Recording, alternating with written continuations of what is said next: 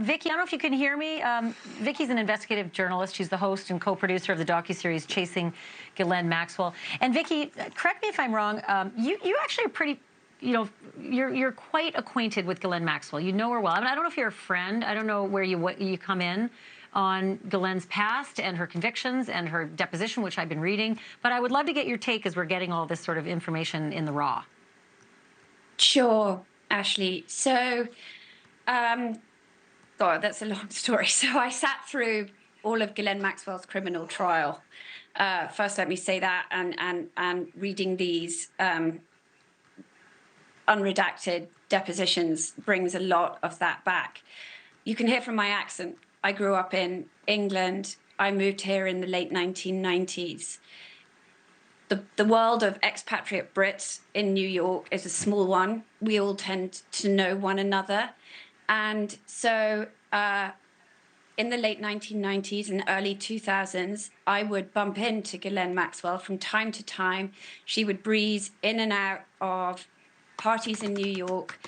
And I should add, in 2002, when I was pregnant with my twins, I was assigned by the editor of Vanity Fair to write a profile on Jeffrey Epstein, who at that time was a very mysterious figure, not in the headlines at all. No one, and my task was actually to find out where this guy had made his money, because he lived in the most valuable townhouse in New York.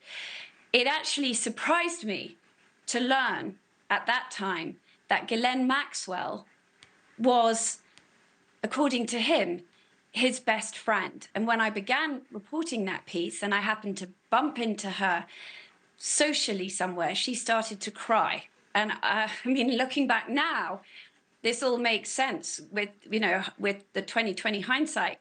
Back then, it was mystifying, and rather infamously, I had no idea of the horrifying stuff that we read. You know what, though? About that, this is where I want to get your take, because you might be the closest person at this point that would have insight. We are reading all these names of people, and these are like really important people whose lives could be ruined, right? DiCaprio and Blanchett and Tipper Gore and Michael Jackson, Donald Trump, Al Gore, Lex Wexner, Bill Richardson, Prince Andrew, Bill Clinton, another Clinton, I don't know if it's Hillary or not, Dershowitz, Alan Dershowitz. When you see these names, Vicky, do you have insight into the culpability or complete innocence, or, maybe it's just witness testimony? What can you tell me about those names and what this kind of a release is going to do to them? Well, in some ways, I find it frustrating, Ashleigh, because it's very similar to what happened in Ghislaine Maxwell's criminal trial, where a lot of these names came up a fragmented way. They had been on planes, or there were, questions. Ghislaine Maxwell, did you fly Bill Clinton in your helicopter to the island? The answer is no. And it's still a bit of a jigsaw puzzle. The people, Virginia Giuffre, as we know, when she came out and started this whole defamation suit against Ghislaine Maxwell, she also made claims against Prince Andrew that are being regurgitated today. We also know that Prince Andrew settled a civil suit with her.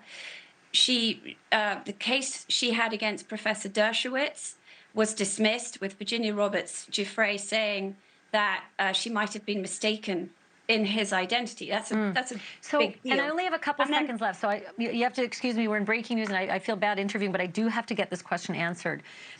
Those names that we put up on the screen, out of the 200 or so, what is your sense of the 200 names? How many of these people are just guilty by association?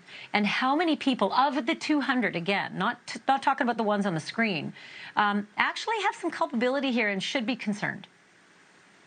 Well, look, the vignettes that are being portrayed of life in that house in Palm Beach and on the island, and the role of the women, actually, who are not household names, but who were working to bring in other women for sexual massages with Jeffrey Epstein, many of them children, to me, that is really, really disturbing. And I do have questions as to why there are not criminal investigations and charges. Thank you for watching. Go to newsnationnow.com to find NewsNation on your television provider. And don't forget to click the red subscribe button below to get more of NewsNation's fact-driven, unbiased coverage.